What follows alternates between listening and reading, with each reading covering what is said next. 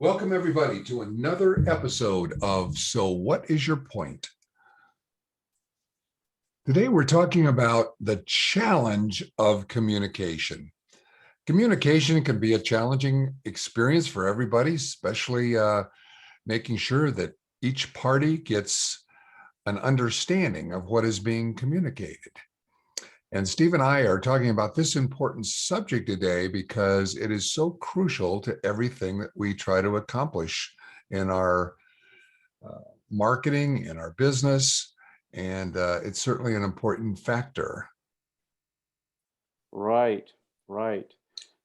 So let's just take a quick look at some things here. The author, George Bernard Shaw, said, the single biggest problem in communication is the illusion that it has taken place. It's funny because so often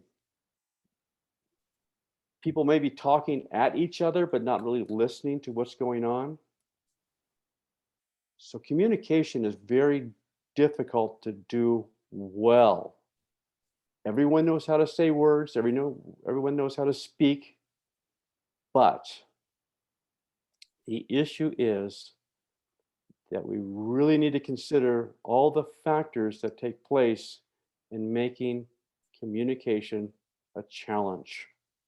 You know, that's such an important quote because we assume that the other party understands us when in fact they might not understand us at all. That's right. It's almost like people speaking different languages.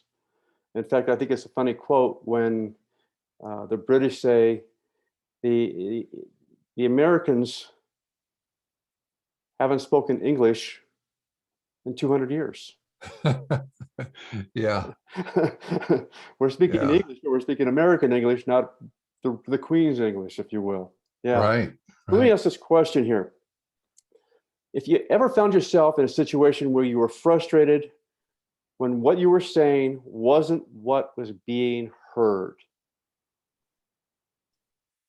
from simple things like maybe your wife says something and you question it, and the question is a confused question, and she thinks you're challenging her.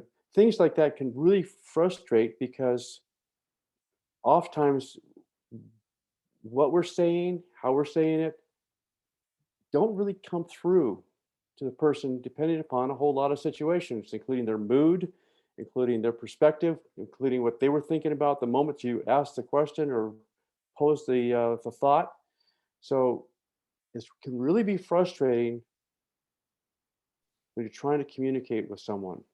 And the other party may be distracted with something. They may have been in the middle of something and you're wanting to ask them a question or say something, and you don't have their 100% attention.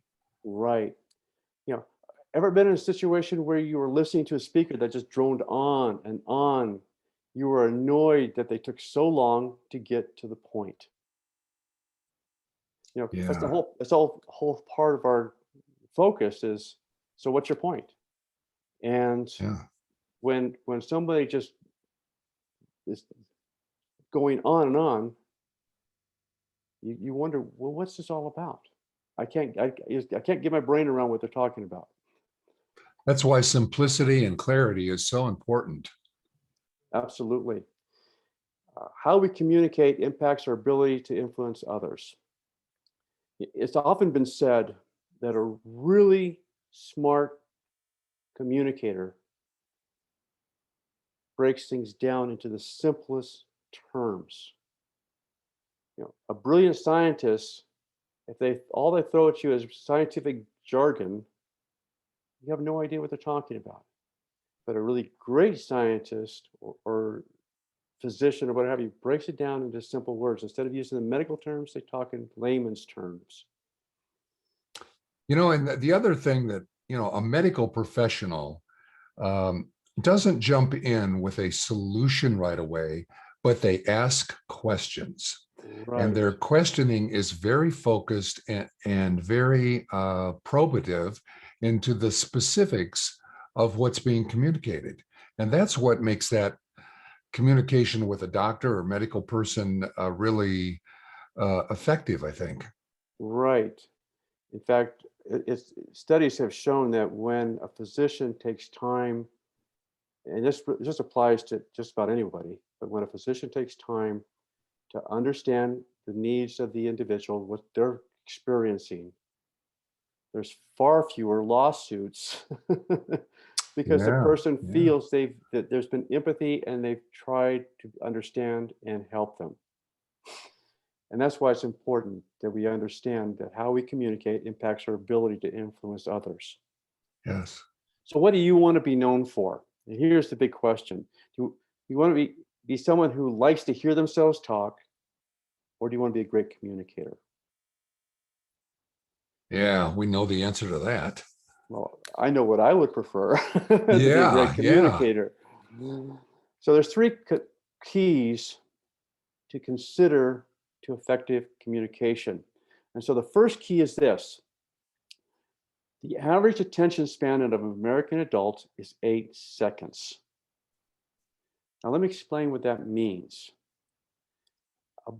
About 8 seconds, some people are longer, some people shorter, but about 8 seconds, an individual's attention will spin off and think about something else, such as a fight they might have had with a child or a spouse, or what they were going to have planned for dinner, or what they were thinking about for lunch, or I'm hungry, or whatever else have you. They may come back and listen to what's being said, and they'll say, yep, they're still talking. And then they'll check out again after about 8 seconds. Now, the way to deal with this is by asking questions, because when you ask a question of someone, now they've got to think about the question and consider and deliver a response. And once they've delivered that response, then you can ask them another question, which again, every time you ask a question, it takes about 8 seconds. And now you've emotionally got them tied into what's going on. And so you can keep their attention much longer. And by asking questions and they're responding and you asking more questions and what have you, you get that conversation to be much more effective than if you just talk at someone. And that really shows engagement. It's a two-way experience, which is really important in this whole thing, right? Right. So unless you are telling a great story or you're really compelling and thoughtful in what you're just delivering, you really need to be asking questions.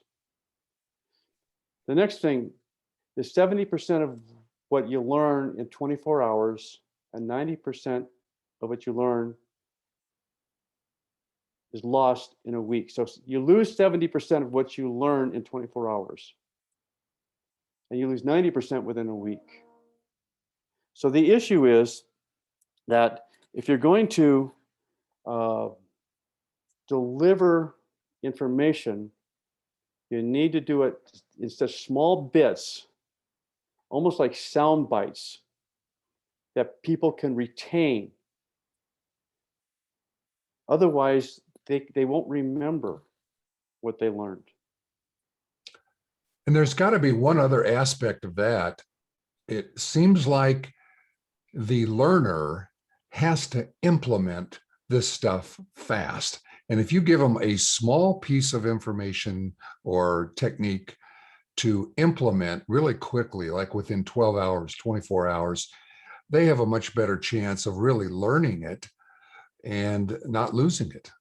Right. In fact, adult learning really shows that if you give somebody like a 15-minute lesson with an assignment and they go off and do it and come back sometime later and they talk about what they learned in doing it, and then you give them another little 15-minute lesson and you build on it, you send them out again and come back, it's much more effective and much more likely to be implemented over the long term than just dumping 8 hours of training on their laps and saying, go and sin no more.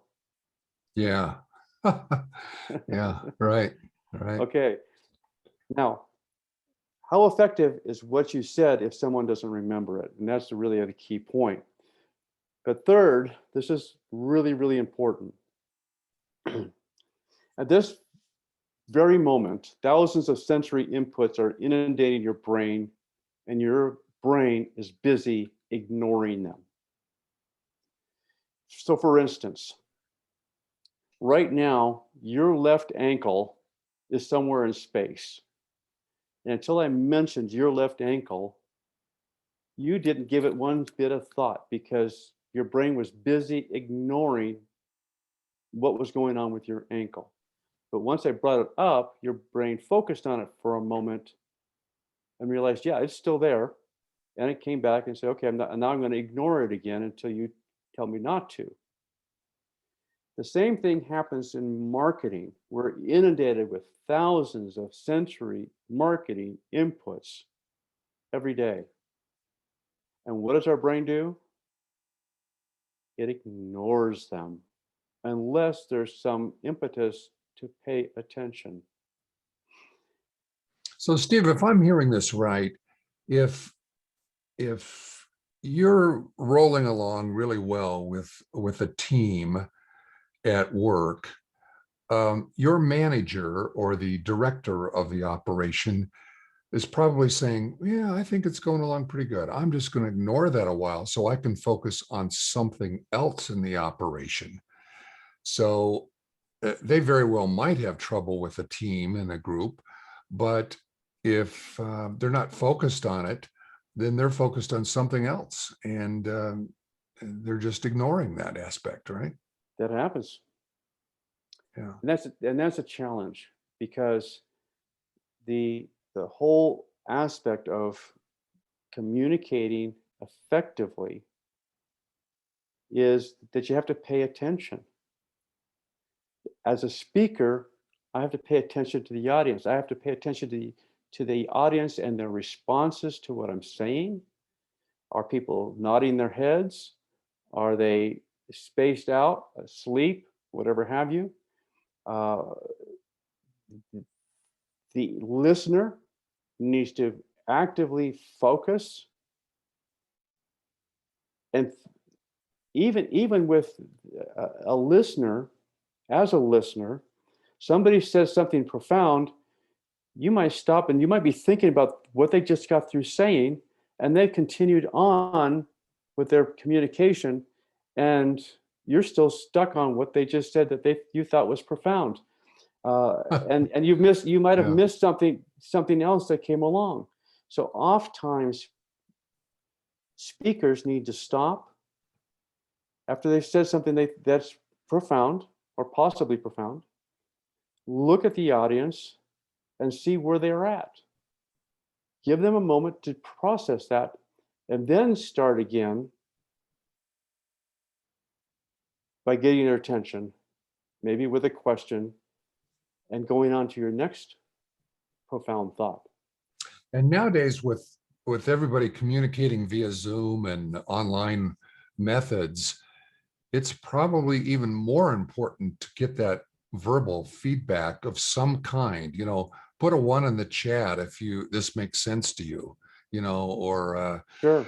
ask questions. We're glad to Right. take your questions, that kind of thing, which is a lot of seminar and webinar producers are doing now. Right. So these are all challenges that we face. So the question is, what do you want to be known for? Do you want to be known as a great communicator or just someone who likes to hear themselves talk? So my point is this: you got to understand the science of communication if you want to be a great communicator. Absolutely. Absolutely. Okay. So what is your point? What do you want to be known for? Wow, that's really an impactful concept. What do you want to be known for? Do you want to be someone who likes to hear themselves talk, or do you want to be a great communicator? Wow. That's powerful. Well, go out and use this and start thinking a little bit about this and focus your attention on these concepts because they can really change your life in so many ways. So we hope you enjoyed this episode of So What Is Your Point? We hope you'll tune in next week for another episode. Bye for now.